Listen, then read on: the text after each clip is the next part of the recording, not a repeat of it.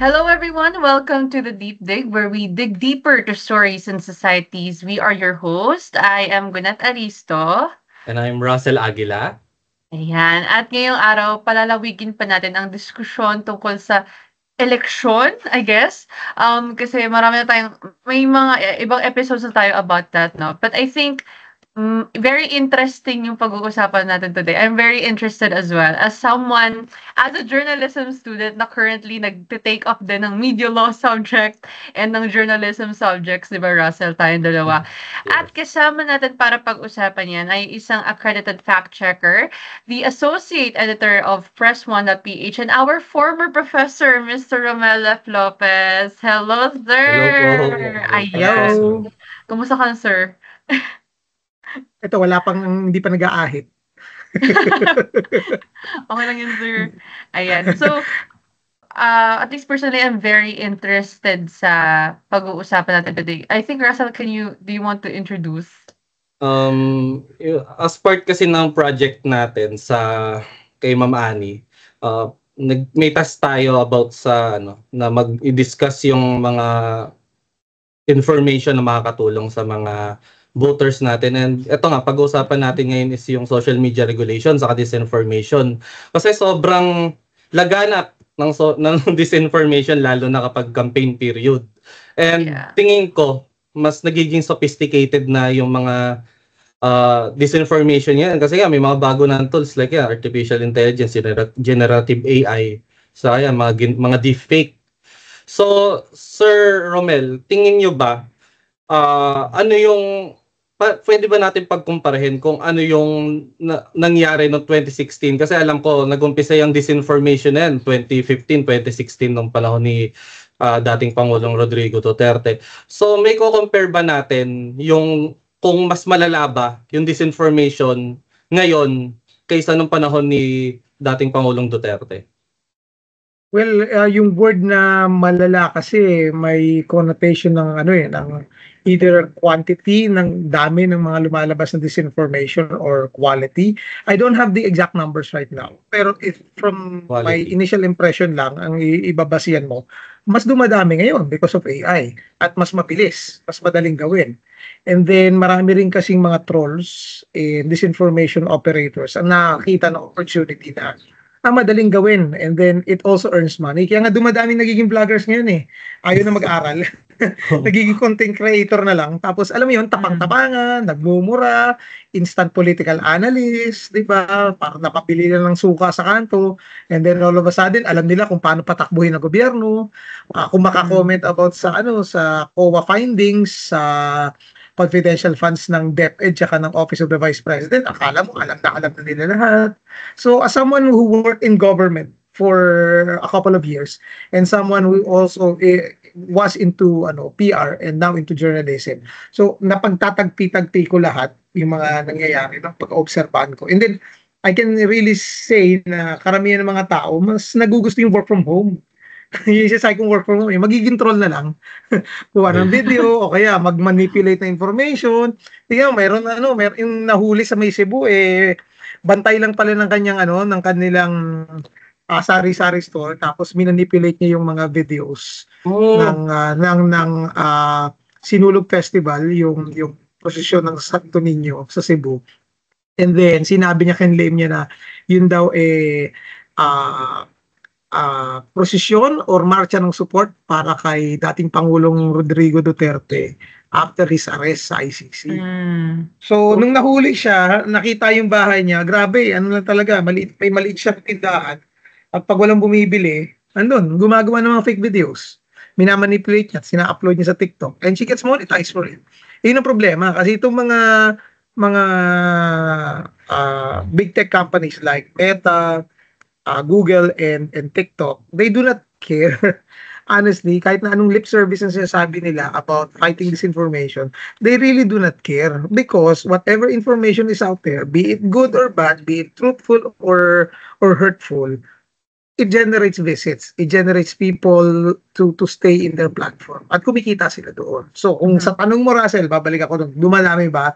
Initial impression ko, yes. But I cannot definitively say meron akong hawak na data to back it up. impression ko yun. Follow up ko lang. Di ba yung tungkol doon sa nagpapakalat ng disinformation doon sa Cebu, yung bantay sa sari-sari store.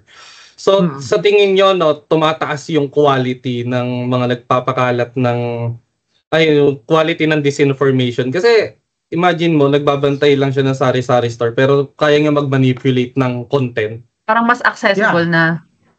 Yeah, exactly. Mas maraming ito yung sinabi ko, remember nag-training tayo sa fact checking. Yung effort natin to fact check a particular claim, it would take us hours. Mabilis na yung 2 to 3 hours. Pero itong gumagawa ng fake news, ang bilis na nilang gawin yan eh. Kayo, nag-aaral kayo for years. Itong mga to hindi tumitingin lang yung sa may TikTok kung paano mag-edit eh. Di ba? Tingnan mo yung mga quality, di ba? Kaya actually yung quality ng videos, ganyan, yung mga pag-produce niya.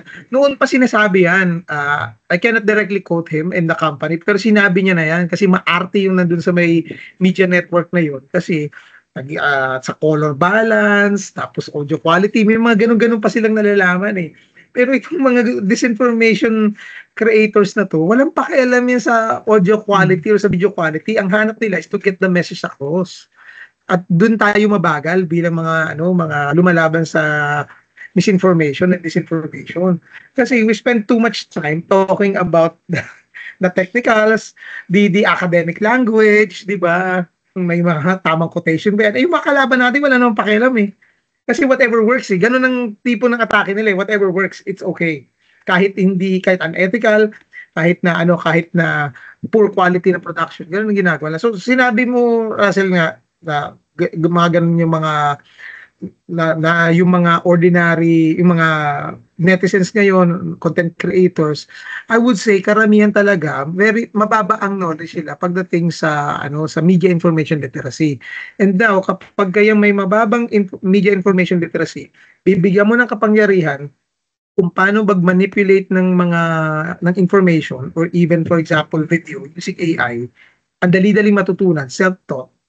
At dahil meron silang platform, hindi to kagaya ng platform na for example, artista ka na nasa ABS-CBN. Pilipinas na nanonood nun eh. Tanggalin mo yung social media. For example, walang social media. Sikat kang artista. Pilipinas lang. Diba? Ngayon, nagbablog nasa loob ng kwarto. Everyone in the world can see it and watch it. So, doon nagbago talaga yung landscape natin pagdating sa information consumption. Kasi marami nakakita instantly.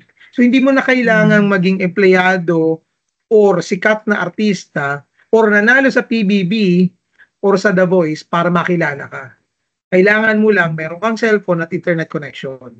At kaya mong magpakalat ng mensahe na magre-resonate doon sa target audience mo. That's it. Nasabi niyo, sir, kanina na parang ang rason din nito is na-incentivize kasi yung mga tao, di ba? Especially because of the tech company. So, we've seen, especially recently, laging topic sa mga hearing, whether in US and other countries or kahit dito sa Pilipinas, na pinapatawag yung Meta, pinapatawag yung iba-ibang mga social media platforms, leaders or creators, and they mention some actions that they do na sinasabi nilang tumutulong sa pag-regulate or pag-moderate ng mga gantong content. But do you think that is that really enough? Honestly, it's not enough. May mga rin ako, nakakalaban din ako sa diskursong ito kasi it's policing speech daw. Let's admit it, matagal nang pinopolice yung speech. Kaya nga may mga libel laws eh. 'Di ba? The very same people who say na masama daw ang pag-police ng speech are also the same people who say na decriminalize ang libel pero it doesn't mean hindi kasalanan ng libel. May responsibilidad dapat ng mga tao. Of course, I am for the decriminalization of libel, but it doesn't mean na walang penalty. So may civil may civil liability pa rin ang gawa or makakapakalat ng slanderous or libelous statements. The very same way na dapat ang mga social media companies should be and must be regulated by governments. Alam ko maraming makakapanood doon, maraming magagalit sa akin. Pero the way I've seen it work out the past years, nakailang mga dialogue na dyan, They really do not care, and they will only care if a government regulates them. Like the way the government regulates also mga media organizations pagdating sa mga franchises. Kasi sobrang dami ng mga content and they really do not work that hard to police their content para makita nila kung ano yung totoo. Una, you know it for a fact. You can create your account even without showing your real face. Diba? Bakit ang mga online mobile e-money apps kagaya ng GCash or Maya or GoTime, kailangan ipakita mo yung mukha mo and present a government-issued ID para ikaw makagawa ng account dun sa mga platforms ngayon. Bakit pagdating sa issue ng social media, it's free for all? Dun lang sa area na yun, hindi sinasagot ng mga tech companies eh. At hindi ko rin naman masisisi ang mga tech companies. They get away with this. Dahil yung mga congressman nagtatanong, walang alam dito. Kaya nakakalampas sila sa mga ganyang bagay. Nanonood ako ng hearing sa House kani-kanina lang eh. Wala man lang pupunta sa Pilipinas mga representatives ng Meta from the US. Hindi man lang nila tinanong bakit na-monetize yung mga content na disinformation na fake news. Kumikita itong mga to eh, yung mga trolls niyan eh. Bakit yung mga slanderous statements na monetize? Sasabihin na demonetize daw nila, but it's too late. Kumalat na eh. Diba? At pag na-demonetize na yan, na-ban yung tao na yan, mag-create naman ng panibagong mag-create na naman siya ng panibagong account, panibagong channel. Ganun pa rin, hindi pa rin nila hinaharang. Diba? Mm-hmm. So, umiikot lang yung diskusyon. So, if you're asking me, ulitin ko, I am for the regulation ng mga tech companies. Kasi sila rin, kagaya ng mga fake news spreaders, walang disiplina. Kaya kailangan na silang disiplina. So, tingin nyo, sir, kailangan, kasi ang alam ko, pag dyan sa monetization, parang walang yung Facebook eh. Parang fair invitation lang yata yan, yung Facebook monetization nila. So sa tingin nyo ba, sir, kailangan maging strict yung Facebook at yung ibang social media platform sa mga, or dapat ba na yung mga gustong monetize yung mga content nila, dapat mag-apply mismo sa Facebook, hindi yung sila yung i-invite? Hindi rin kasi maraming intricacies din yan about sa invite, actually yung mga monetization na yun dahil di sa dami ng engagement. Yung engagement din naman pwede namang fina-farm lang yung engagement, di ba? Pwede ng mga trolls yan eh. Matagal ng industriya na nakakabili ng mga fake likes.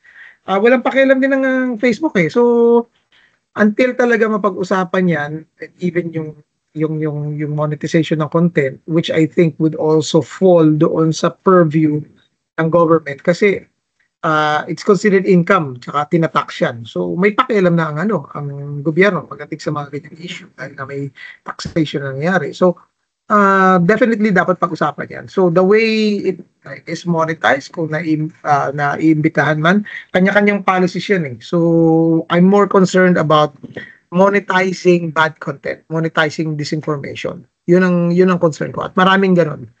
Kasi sabihin natin na nakokontrol naman, Romel eh. Hindi nakokontrol. Kasi ang dami mga trolls na yumaman eh.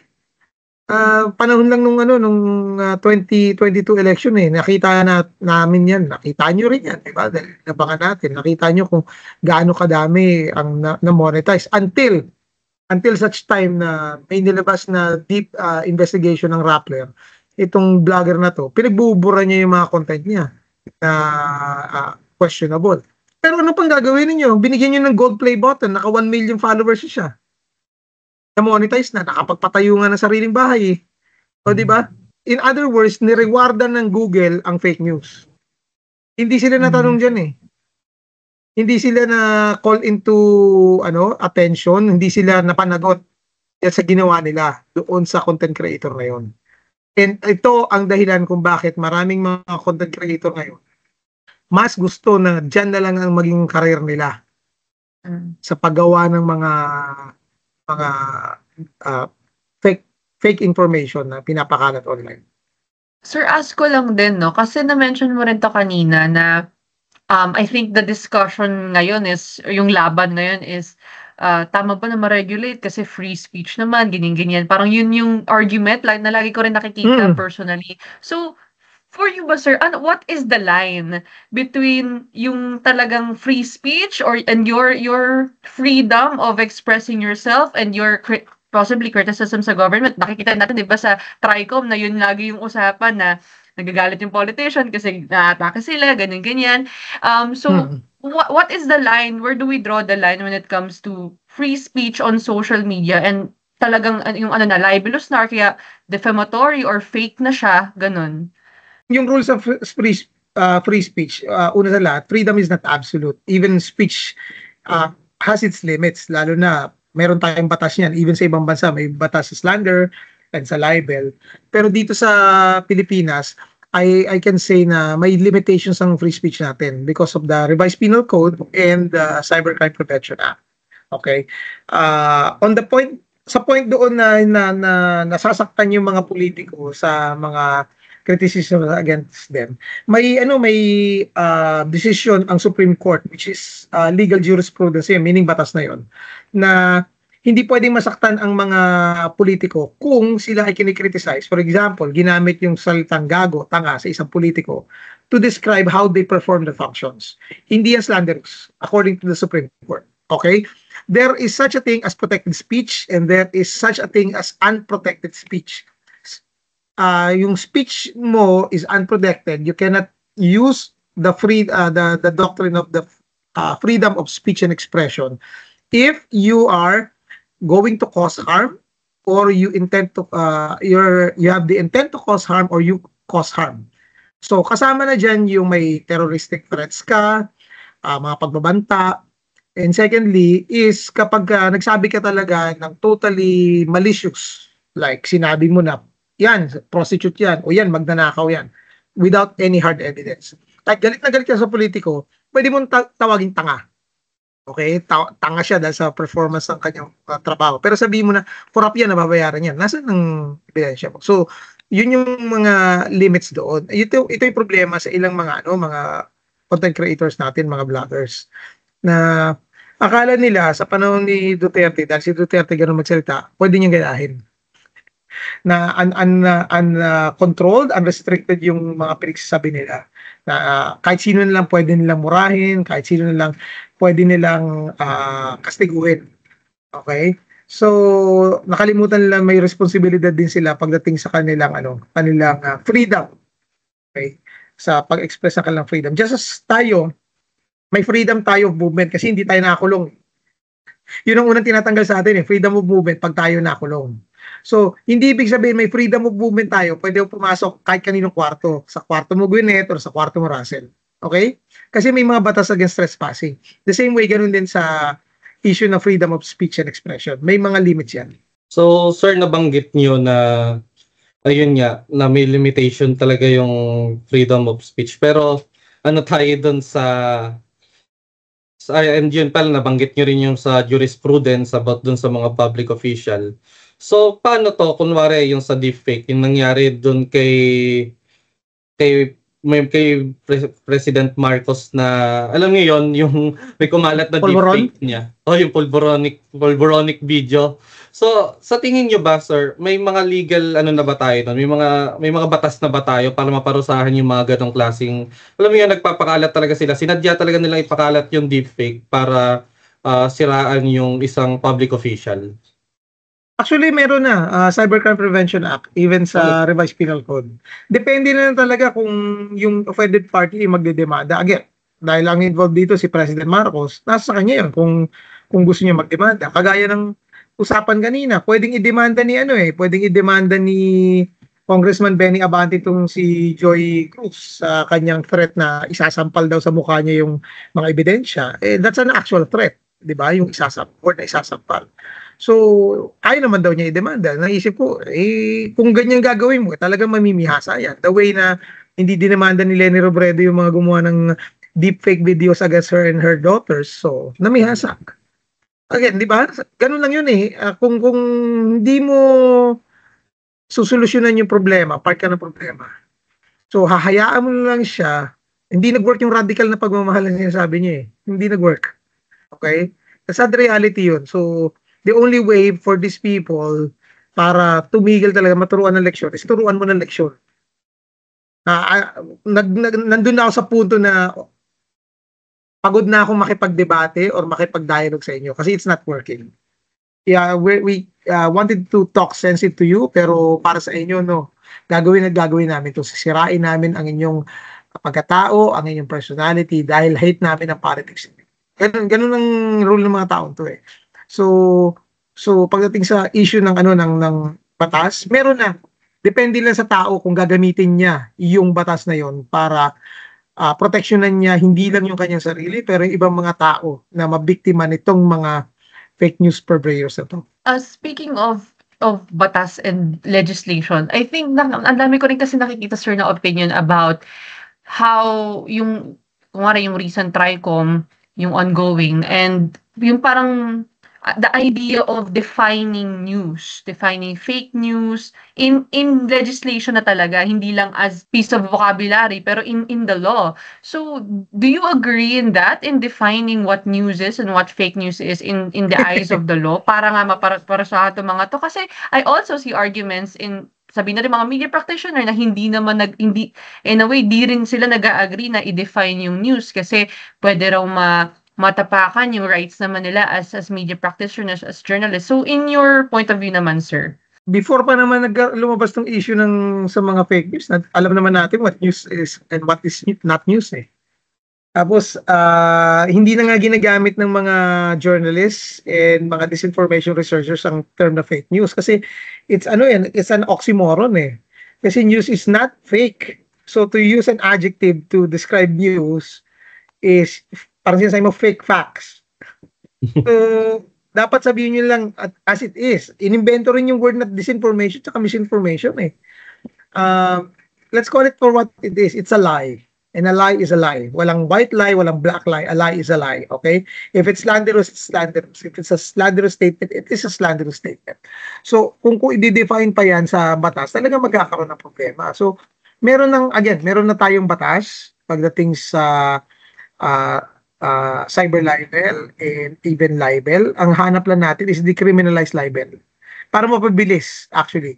Kasi kung criminal case yan, ang haba-haba ng kaso niyan. Actually, mas mabilis pa nga ma-resolve ang problema natin sa issue sa disinformation or quote-unquote fake news kung i-decriminalize ang libel eh. Tapos ang problema. Mm-hmm. So, sir, hingin ko lang din yung opinion niya doon sa sinabi ni Bataan Representative Geraldine Roman na sinasuggest niya. Kasi sinabi nga kanina sa TRICOM na hindi talaga pwedeng i-regulate yung mga vloggers kasi against yan sa unconstitutional daw ayon sa kanya. So, ang kailangan lang daw i-regulate is yung social media. So, hindi ko alam kung saan niya hinugot yung information na unconstitutional ng mga vloggers kasi wala naman sa constitution ng mga vloggers eh. So, ayun nga po, isa rin po sa mga suggestion niya na magbuo daw ng parang digital council na parang mag-regulate daw ng mga vloggers parang yung kapisanan ng broadcaster ng mga Pilipinas. Ano yung opinion niyo dun sa gagawa ng code of ethics nga po? So, sa tingin niyo, ano po yung opinion niyo dun? Mahirap yan kasi lahat naman tayo content creators eh. 'Di ba? Siguro ang habol nila is kung mga professional vloggers. Okay? So yung mga monetized, yung mga channels. I think yun yung nasa isip nila. Which para sa akin, I agree. Actually, nag-usap kami ni Professor Shelo Magno about that to create a guild, a professional guild, a self-regulating guild for vloggers na parang KBP. Para maturuan din ng tamang ethics. May mga against sa amin na kasamahan din namin mga journalists at vloggers. Pero I understand, hindi naman namin kayo, kung ayaw niyo maniwala, di wag, di ba? Ganun na naman yun eh. Kung hindi kayo niniwala sa gusto namin mangyari, di wag. Pero we have supporters dun sa aming gustong gawin na i-professionalize ang ranks at magkaroon ng code of ethics and also professional standards sa content creation. Isa na doon is, alam namin may mga content creators, ako for a fact, may alam ako na mga journalists pero hindi na nire-reveal na sila ay binabayaran. Actually, nakakatanggap sila ng support. sa content na ginagawa nila. And sabi nga ni Shelo, kung ayaw sumama sa professional organization, sa guild, na isa sa mga requirement is to be transparent sa kinikita namin or sa tinatanggap na pondo, kayo na ang mag-draw up ng conclusion. So, yun na lang ang habol namin. So, ibig sabihin nun, kung ako member ng organization, very transparent ako kung saan nanggagaling ang aking finances. Diba? Kung sino, ang source ng income. Kung meron natatanggap na grants, i-declare namin. Ilalagay namin. Okay? So, kung pinili ng for example, isang company yung space sa aking podcast para i-promote yung produkto niya, advertising yun eh. So, I have to be very transparent. Pero meron kasing ilan ayaw i-reveal na nakakatanggap sila ng mga ganong klaseng funding. So, dahil ayaw na i-reveal yun, definitely hindi sasama sa grupo namin. Hindi sasama sa grupo namin, again, bahala na kayong mga readers, mga listeners, mga viewers, mag-draw up ng conclusion. Na ayaw nyo kasing malaman yung na meron kayo tinatanggap behind the scenes. Sir, follow up ko lang kasi parang nakita ko yung reaction nyo doon sa sinabi ni Representative Roman na yung opinion niya kasi 'di ba parang hindi pwedeng i-regulate yung mga vloggers kasi unconstitutional. So tingin nyo ba possible siya sa constitution natin? Hindi ako lawyer pero mahirap i-define yun kasi una, ang pag-regulate na nasa constitution pagdating sa media entities, concerned doon sa mga broadcasters kasi mga broadcasters use a limited resource sa radio frequency. Wala sa constitution natin ang pag-limit ng mga dyaryo. Nag-iba lang ng medium pero parehong-pareho sila sa mga content creators sa social media, be it Facebook or mga websites. Okay? So, hindi yan naisip ng mga framers ng constitution natin na i-limit yung media organizations or content creators ng social media. So, I don't think na sabihin na unconstitutional yun is magsaside sa ganong argument ang Supreme Court. Kasi nasa may constitution lang yung yung mga radio and TV broadcasters eh. So, who would say na kailangan i-limit yun?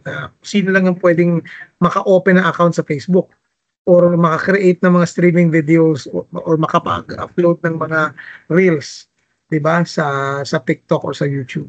So, I don't think mangyayari. Ang possible lang na pwedeng mangyari talaga is yung nakikita naming solusyon ni Professor Shelo Magdo na mag-gather yung mga seryoso talagang mga vloggers at mga content creators na gusto i-professionalize ang ranks at magkaroon tayo ng tamang ethical standards kung paano tayo mag-create ng content at paano tayo tumanggap ng revenue dun sa ginagawa natin.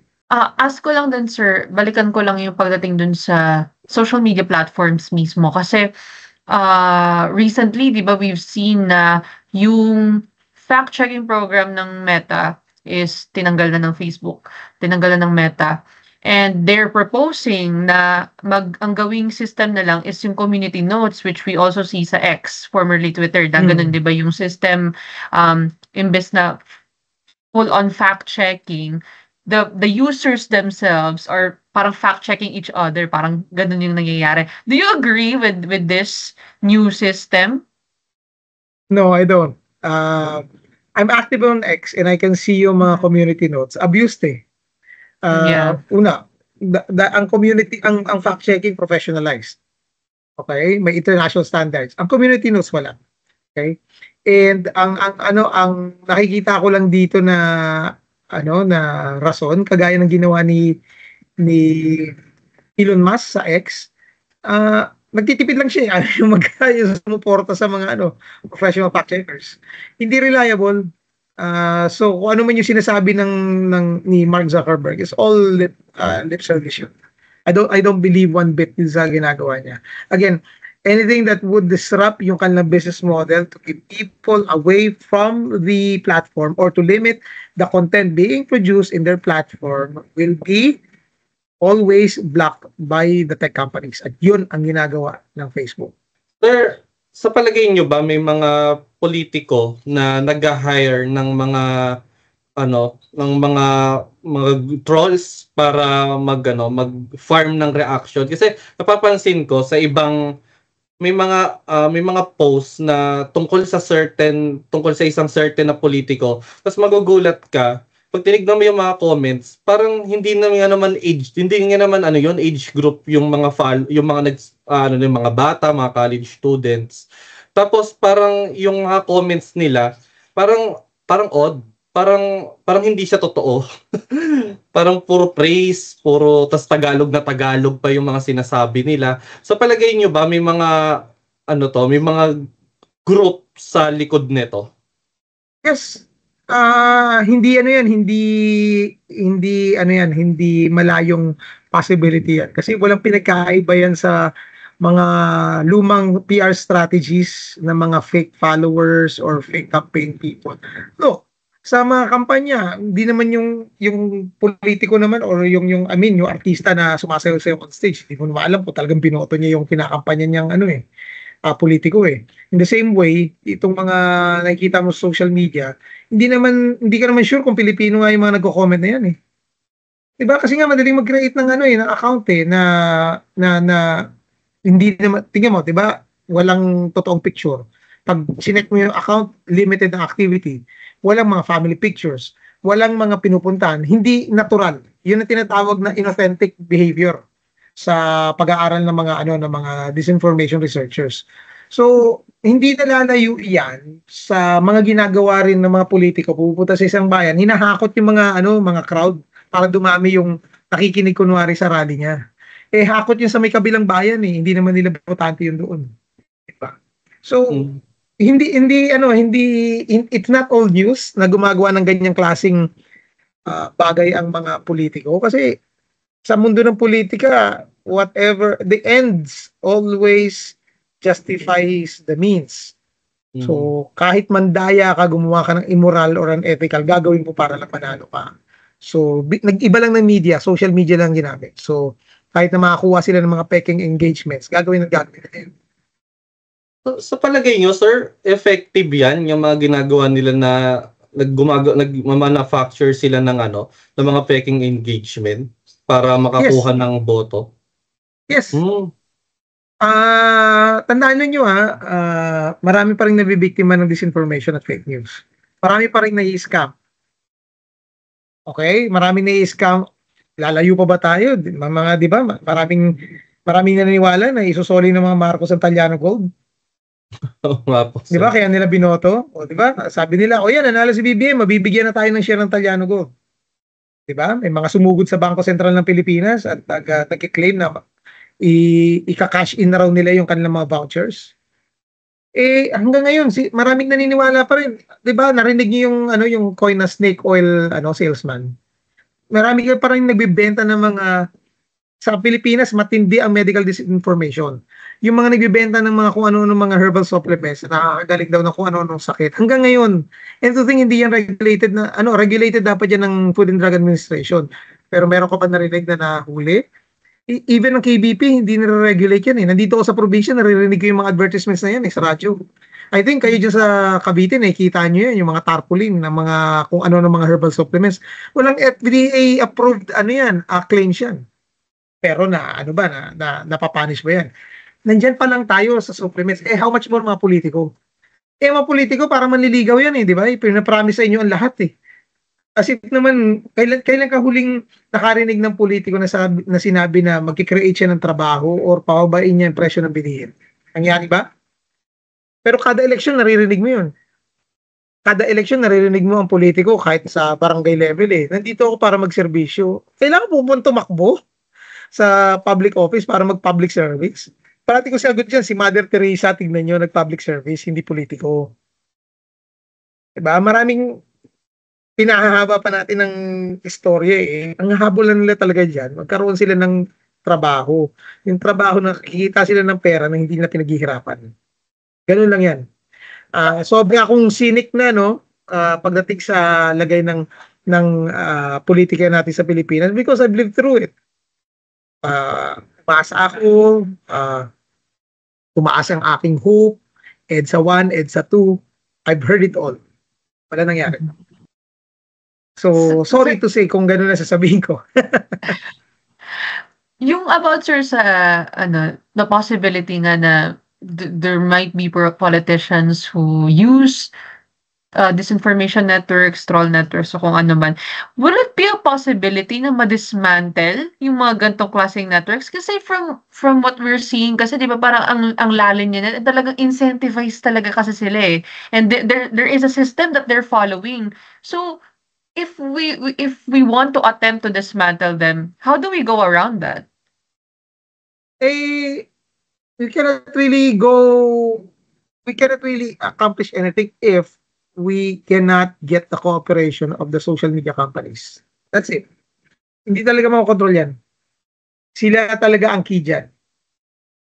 Parang sa networks natin, sa mga TV networks, di ba? Professional na mga nasa TV networks eh. Well, I can say all of them except for SMNI. Pero, di ba? Mga TV networks kasi may mga may mga ethical guidelines yan. Professional yung ranks eh. So, before they come out with a story, ang daming layers ng mga editors na umubusisi dun sa information na pinalalabas. Wala niyang social media eh. Unfortunately, wala. So, let's look at it from that context na ang media noon, before social media, is highly professional. Okay?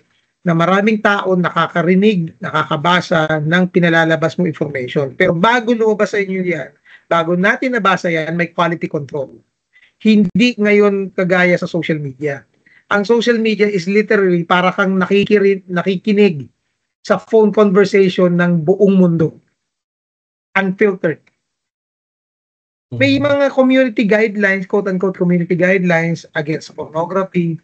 Pero, come on, go lang sa X or sa Twitter eh.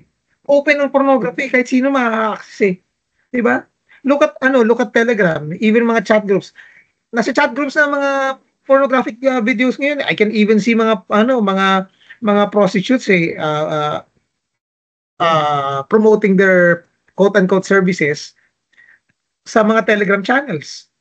May ginagawa pa ang gobyerno? Wala. Masyado tayong na fixate doon sa disinformation, which hindi ko naman minamaliit. Malaki rin problema. Pero tingnan natin na ang dami-daming problema, ang daming masamang nangyayari sa social media because it's unfiltered, it's unpoliced. Kaya hindi talaga masusolusyonan ito unless we focus on the tech companies. We focus on the social media companies. Sabi ng Meta kanina, parang wala daw ang nagmamanage daw ng Meta sa Pilipinas is Meta US. Kaya, sa tingin nyo ba, ay yun din po pala, sinabi rin nung last TRICOM na, sinabi rin nung Google noon na Google US din daw yung parang nagmamanage dito sa Pilipinas. So palagay nyo ba, sir, kailangan na ba mabago yun? Narinig ko rin yung sagot nila nyo, natawa ako. Eh kasi, Diyos me naman, tech company kayo eh. Kailangan nyo bang physically nandito para i-manage yan? Diba? Mm-hmm. They can see, ni-report nila kung gaano karami yung users natin dito sa Pilipinas eh. So, namomonitor nyo yun. So, why can't you not, billion na kinikita ninyo from the Philippines? 90 million users, billion na kinikita nyo. You cannot dedicate an office to address this issue. Again, yun ang frustration ko sa mga congressmen natin. Hindi nila kasi alam itong bagay na to. Walang pinag-aiba yan doon sa sa hearing sa US Congress about social media eh. Nakakatawa, may mga tanong doon eh, how does Facebook earn revenue? Ganun na lang. Hindi nila alam na about online advertising or yung pagbenta ng user data. So how can you craft a sound legislation kung hindi mo alam kung ano yung problema in the first place or kung ano yung pinag-usapan mo in the first place. Dito rin kanina, so yun na nakaka-frustrate. Hindi nga rin nila tinanong ang Meta kung bakit dadalawa lang ang accredited na fact checker sa Pilipinas eh. It's only Rappler and Vera. Hindi sila nagdagdag.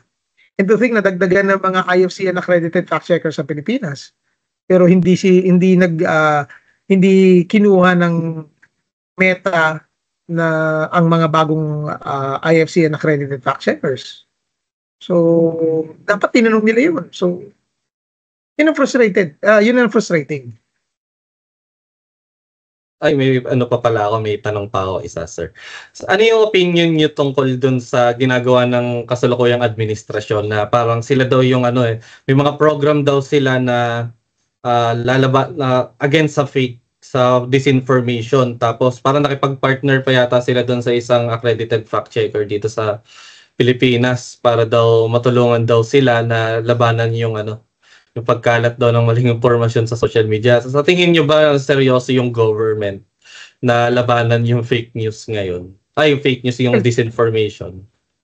Pag tignan natin, sinabi nila seryoso raw sila. So, tignan natin. Natawa lang din ako nung nakita ko yun. Kasi nga, may group chat kami, fact checkers. So, nag-imbita, sige, in good faith, tinuruan kung paano gawin. Pero ang sabi ko nga baka trying to beat the system lang para lang nila malaman kung paano kami nag-monitor. Let's admit it. 'Di ba? Itong administration na to won by weaponizing disinformation. We cannot deny that fact. Nangyari 'yon. Ang tindi ng disinformation during the 2022 election. Okay? So they benefited from it.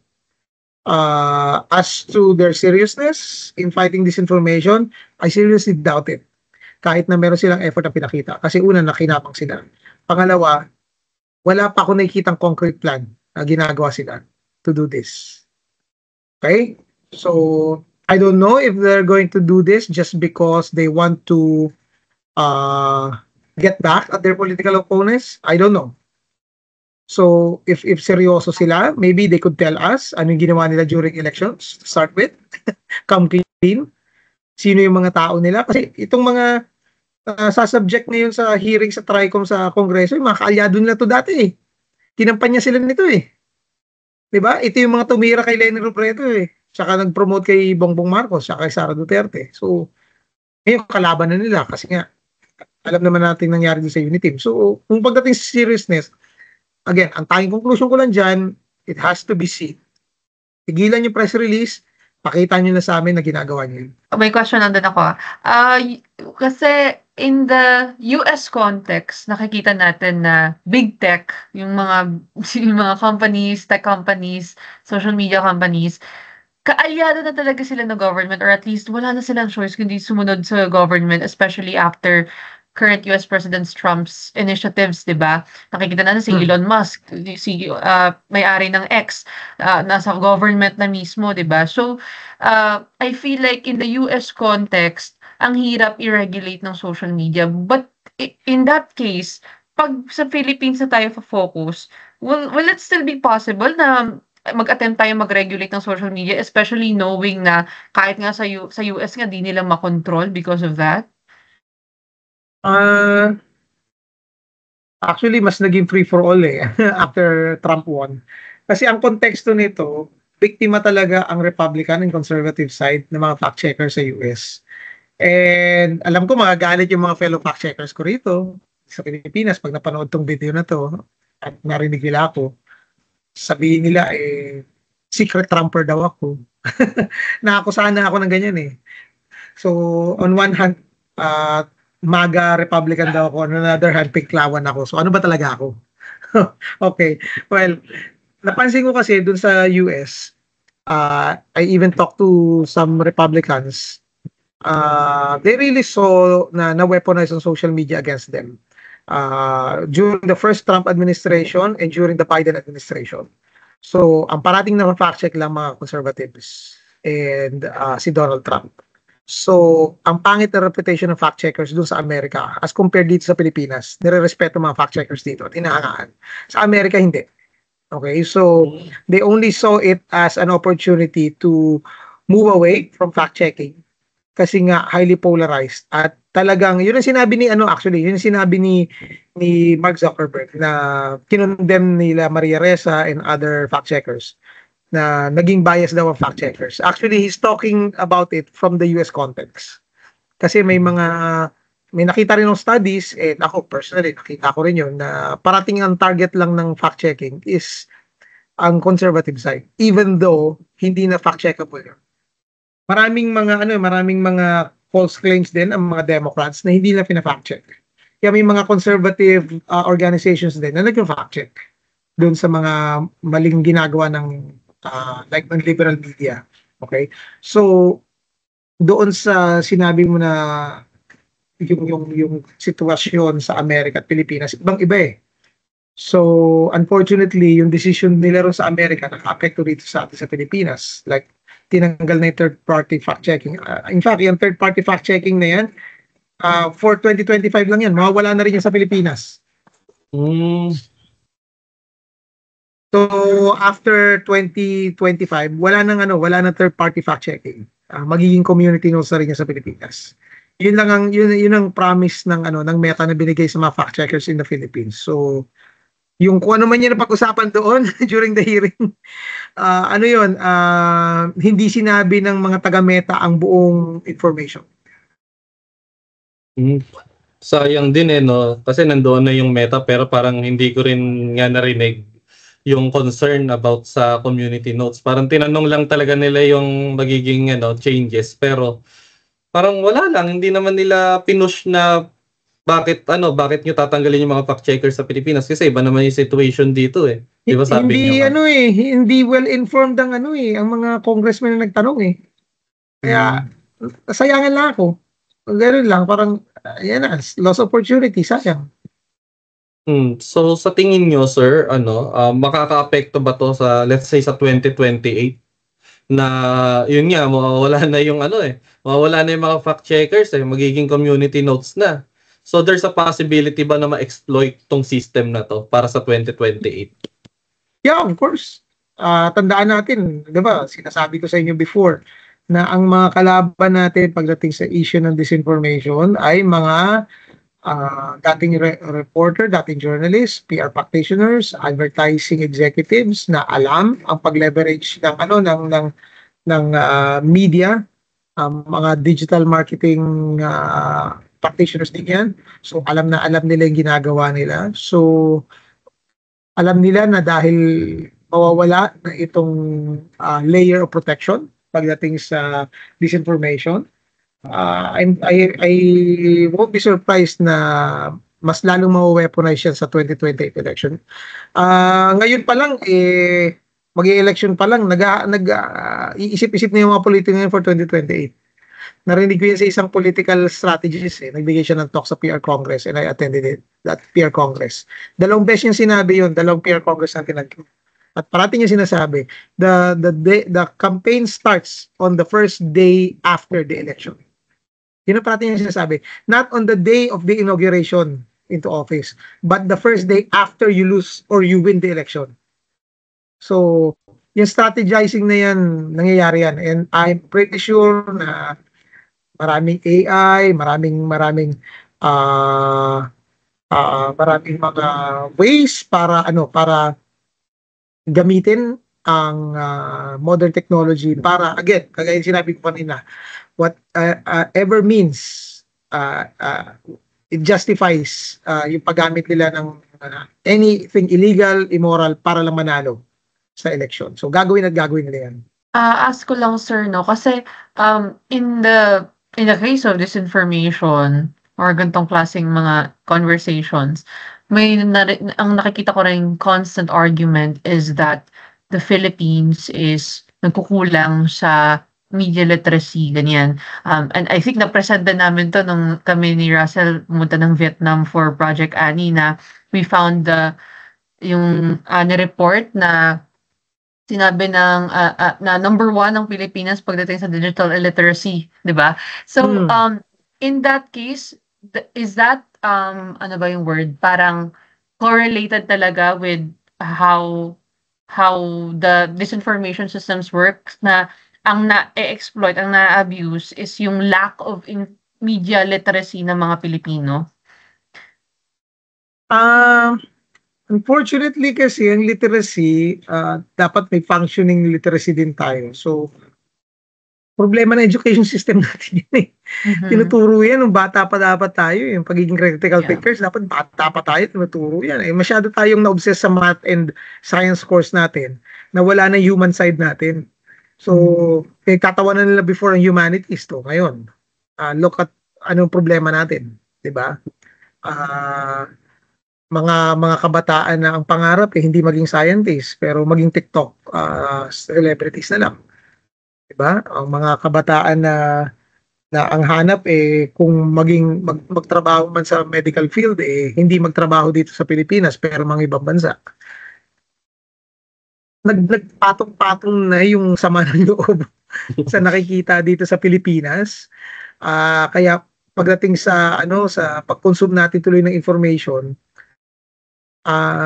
hinahanap na lang natin yung magsasatisfy ng appetite natin. Kaya doon yung pumapasok yung confirmation bias. Hindi hunger for right information Hunger for information na magko-confirm ng gusto nating marinig. Bakit ka nga ba naman makikipag-usap sa isang tao na parating tumatawag sa yung pangit ka? Di, humanap ka lang sa isang tao na nagsisinungaling pero parating sinasabi ang pogi-pogi at ang ganda-ganda mo. Kahit kasinungalingan yun. So, ganun din ang hinahanap ng mga tao ngayon, online. So, kaya sumikat ang kagaya ng isang SMNI. Kasi nga, yun lang ang nag-amplify ng mga messages na gusto nilang marinig. Diba? Magugulat ka, mayroong mga news, mga ordinaryong Pilipino na tinatawag ngayon merong kakilala na dati puring-puri sa mga Aquino at lumaban during EDSA 1 pero ngayon because of SMNI galit na galit sa mga Aquino. 'Di ba? So dahil ba yan sa poor media and information literacy? Probably. Pero it also speaks of the endemic problem in the Philippines as a whole, kung paano tayo mag-appreciate ng history, paano tayo mag-consume ng information, paano rin gumagana yung media ecosystem natin din sa Pilipinas. So, walang magic silver bullet na makaka-solusyon nito. Madaling sabihin na, problema ng education system natin. Yeah, problema yun. Pero marami pang iba How would you educate the uneducated? Yung mga matanda na. Di ba, na naniniwala sa, kahit walang social media may kakatok dito na sa inyong bahay, nandiyan ang lola mo, may kakatok dyan na kapitbahay at sabihin na may tsunami, may parating dito, di matataranta yung matanda. Pero nakalimutan niya, nakatira siya sa bundok, paano aabot ang tsunami doon?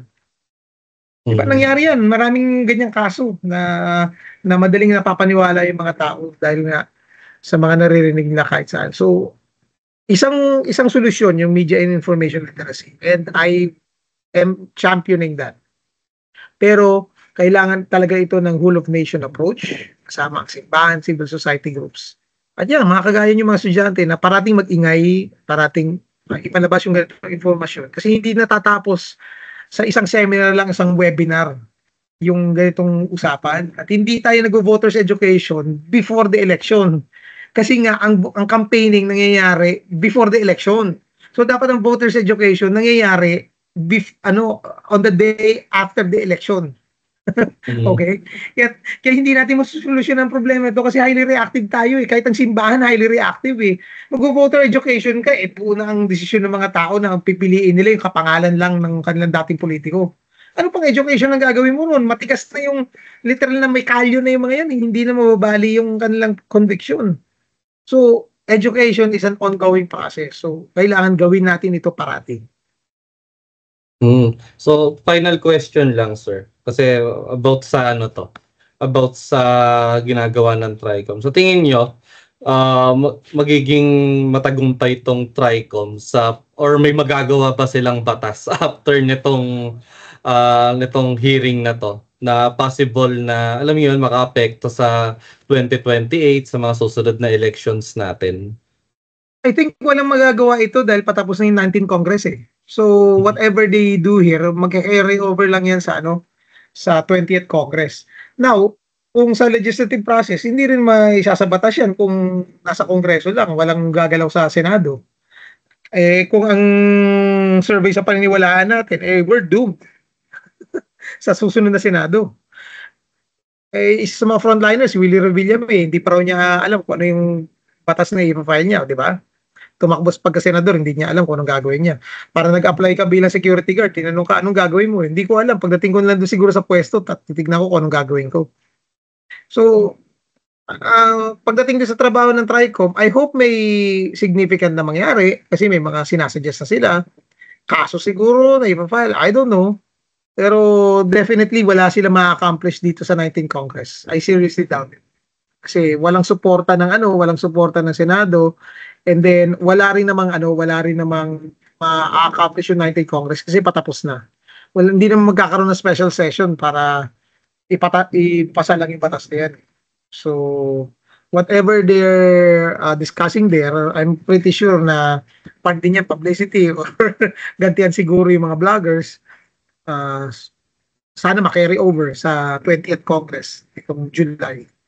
So, yun, again, skeptic ako pagdating sa ginagawa ng TRICOM. So, ang tanging na-accomplish lang nito is papanagutin yung mga vloggers. Ayan. So, I guess in a way, sobrang hirap itakal nito because it's a very systematic thing na and hindi siya madaling solusyonan with just one thing, no? And I think that it is also an everyday battle para sa inyo, especially sir, and sa atin na rin as students when it comes to sabihin natin championing media literacy but also trying to think of a way also for the tech companies na rin to take some action when it comes to this. Hopefully makita natin siya in our lifetime. Sana man lang kasi di ba po, parang nakaka-nervyos ngayon pa lang na sobrang unregulated niya and wait, I also want to know, Russell, for you, do you agree with that sentiment as well? Of the regulation of it? Agree naman ako kasi kailangan talaga yung mga social media companies mapanagot kapag may mga, alam mo yun, pinapabayaan nila yung moderation eh. Yan naman talaga yung problema sa social media para sa akin yung moderation. Like, merong isang vlogger dyan na talagang rampant talaga yung pagpapakalat ng maling balita, na nagpakalat pa ng deepfake. Pero nangyari sa kanya, nandoon yata siya sa FBI daw, nagsumbong daw siya doon. So, anong ginagawa ng mga social media platforms para labanan yung mga ganon? Tapos katulad nga ng sabi ng Meta kanina, binabalance daw nila yung freedom of speech ng mga user nila. Which is ayun, yung freedom of speech na nangyayari na wala na, inaabuso na lang din. So kailangan talaga natin ng social media regulation para sa akin. Mm-hmm. And then sige sir, yung last na lang din po no. We've been talking about the side of the government kasi and the tech companies. Pero is there actions when it comes to the individuals themselves, yung normal everyday Filipino in combating disinformation? Kasi parang ang at least I hear some opinions no na parang ang laki ng resources na kailangan daw para fact check, ganyan-ganyan, and yung dismantle ng disinformation networks is hindi naman kayang gawin ng normal daw na Pilipino, and kasi syempre very systemized siya. So, is there actions that, that one individual can do when it comes to this issue? Well, you don't have to be a professional journalist or fact checker to know what's true and what is not. A healthy dose of skepticism is helpful. Pag may nakita kayo, isip muna.